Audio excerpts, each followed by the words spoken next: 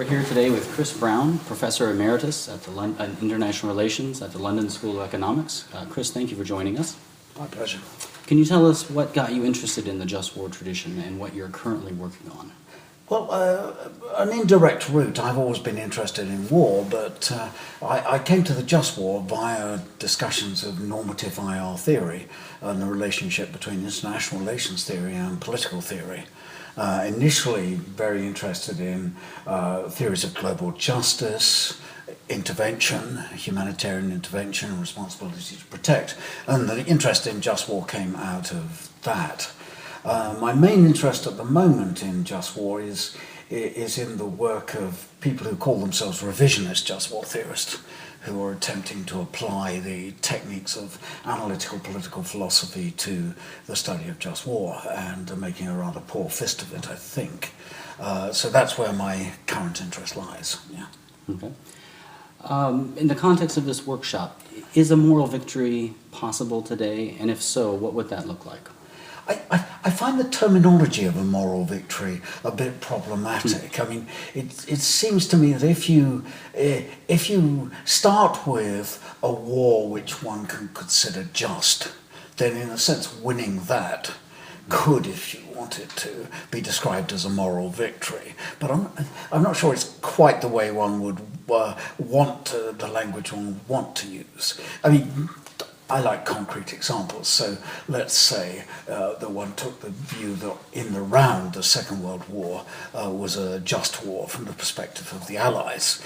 Does that mean the victory at the end of the Second World War was a just moral victory? Well, better than the alternative, better than a defeat, but it removed Nazism from the scene. But if you look at the state of Europe and the state of Asia in 1945-46, it's difficult to see this as a deeply moral situation. So I'd be a bit uncomfortable with the idea of a moral victory. But the basic idea that it's possible to fight a just war, I think I would defend. And I guess the logic of that would be that a victory that followed a just war would be a moral victory. Would it be more helpful for us to become more comfortable talking about less immoral outcomes? So the outcome in 1946 is less immoral than defeat, but not necessarily moral? Yeah, I think any use of language which gets away from binary oppositions between good and bad, just and unjust, any qualification is good. Yeah, so certainly, yes, I think one can talk of degrees of justice.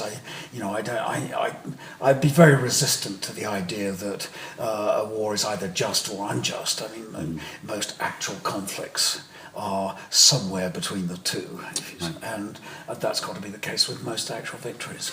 Okay.